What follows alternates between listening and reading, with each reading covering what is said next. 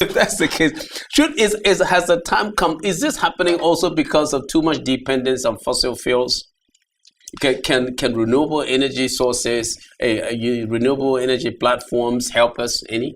Yes, I'm glad you brought that issue. Yeah. Every country succeeds by having a good energy mix. Yeah. In Nigeria, unfortunately, for now, we are still considered mostly a gas-powered environment in the business model. What we need to do is improve our energy mix. Okay. Nigeria now has two models where it produces generation. Yes. Either hydro, Shiroro, Jeba, Kainji, among others. They're producing dams that have, so we have hydro, what we call large-scale hydro. Yes. But now we are moving into renewable energy, especially solar. Yes.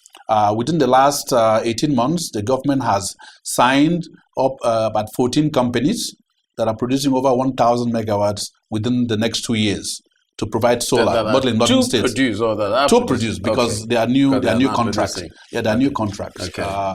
We do not have, in terms of our energy mix, solar or wind. Yes. So that's where the country needs to move into the renewables. So that the 1,000 megawatts is coming from solar. From solar. Yes. Is that likely to happen? Yes. Or is government speak? I do not hold a brief for the government. However, the contracts have been executed with 14 different companies with what we call the central buyer of power in Nigeria, the Nigerian Electricity Bulk Trader. Yes. The power purchase agreements have been signed, and certain guarantees have been provided to them. So now people are sorting out their finances, and we believe that soon they should begin to break grounds and actually. As a layperson, doctor, when I talk about renewable energy, I'm talking about where we will use the telecom model. So I have solar panels on top of my house. So I'm not depending on the government on their transmission mechanisms. Sure. I'm not worried about some generator or somebody distributing anything to me. I'm thinking that the same way we have cell phones individually that we use, that we should probably the government should help us to look for markets, to look for technologies that can provide panels and batteries and systems that individuals can buy, probably cheaply and put on top of their houses, or I don't know where they put it. And they get energy just like they're doing with their cell phones. Yes. And I'm thinking that might be a better solution than waiting for the government, for these people to produce 1,000 megawatts and then we go and try to purchase it. No, I think your assessment is correct. Yeah. Any energy independence is good for anybody, or country or nation or a people. Energy independence is correct. However, the cost functions to have solar panels or what we call photovoltaics on every roof, there's a cost involved. Yes. And most homeowners are not equipped to do that. However, the price has crashed for photovoltaic cells over the time, for instance, from China and elsewhere. Yes. So you can actually do that. We can go into maybe passive solar water heating of our product. Why should you heat electricity, use electricity to heat, hot water that you're bathing? You can use passive solar water heating where the tank is preheated. That's commonplace. So it's a matter of energy substitution. Yes. So you don't have to depend on the grid power all the time. But you can self-generate. Experts like yourself, are you looking at that in terms of suggesting to the government? I mean, you have tremendous experience, from overseas and serving at a very high level in the government, and now you're in the business yourself. Is this something that people are actively suggesting as a way of going forward in a country like this? People are suggesting that, but it's the issue of incentives. What incentives can you give a homeowner? We don't have mortgage system where you can have credits in your mortgage. So because if you install something, you get a credit. That mechanism doesn't exist. So if there were a mechanism... No, but I don't get credit, but I get power. I get electricity. You can get electricity, but then somebody has to subsidize you're having to put solar panels unless you pay it out of pocket. Because it's very expensive. Expensive, that's correct. So the business model is a bit suspect at the moment in that people are not fully incentivized to go to the generation. However... Isn't that where the banks come in? The banks come in, but I think it has to be a replacement. Everybody has a generator in their home that is using diesel or petrol. Yeah. So if you put solar panel, it will replace your diesel and petrol. Yes. So people have to be made to be seen that when they put solar panels, it will reduce their diesel or petrol consumption. Will it not? It will. Therefore, tell them. It has to be public communication and seeing that, maybe the Energy Commission of Nigeria that has the organ to publicize this idea. There could be off-grid solutions. Not everybody has to depend on the national grid. Yes. Villages can come in and be connected through solar and other means. Yes. It could be a mixed grid of solar and micro hydro or biogas. Yes. That can use. So those mini systems can be done. So these ideas are being propagated, and there are tariffs by the regulator to encourage that as well. When you look down the road in Nigeria, where do you think we might be at this time next year?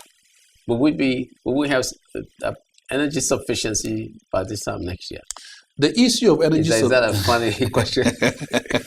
The issue of energy sufficiency is something I like to say it's a feel-good index. Yes. People feel good if they have more hours in a day, or they can predict how many hours they can have. Yeah. If I know my electricity will be off a certain period, I know what to do. I don't need to if I need to get up 2 o'clock to iron my clothes, I know. So by next year, there is going to be a marginal increase in the number of megawatts produced in the country. Why? Because a number of power plants have matured that will soon come to the grid. Yeah. Will you double the output to about 10,000 megawatts immediately? I am unsure. Would you get to 6, 7, 8, 9,000 megawatts available and useful? Yes. But is that good? I mean, for a country like this, I mean, sorry, it seems pessimistic to me because I'm looking at something like 100 and something thousand megawatts of electricity, and then when I listen to the minister talk about this, the Minister of Power, Mr. Fashola, I hear something like 10,000, in 2 years' time. That doesn't seem very encouraging to me. I am an incurable optimist. That's why I've stayed behind. Yes. For the issue of power in Nigeria, it is not money. Yeah. There's money to bring us 1,000, 2,000, 100,000 megawatts. Okay. The issue is the investment that will come into the country. People don't see a line of sight, how they can recoup their profit and leave the country.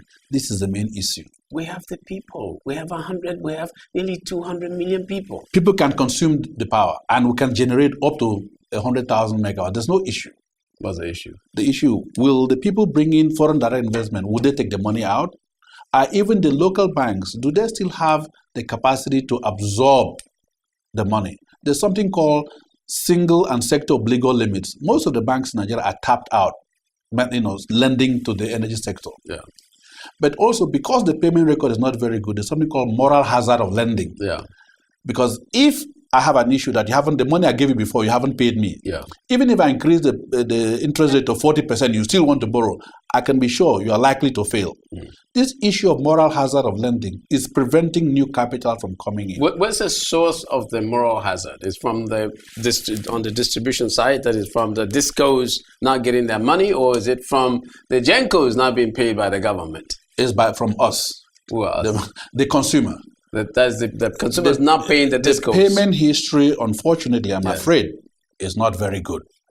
Which model, which platform generates more jobs? Using fossil fuels as we're doing now, using gas, or using windmill, solar, water, and things like that? Yeah, the technology for what we have now is known.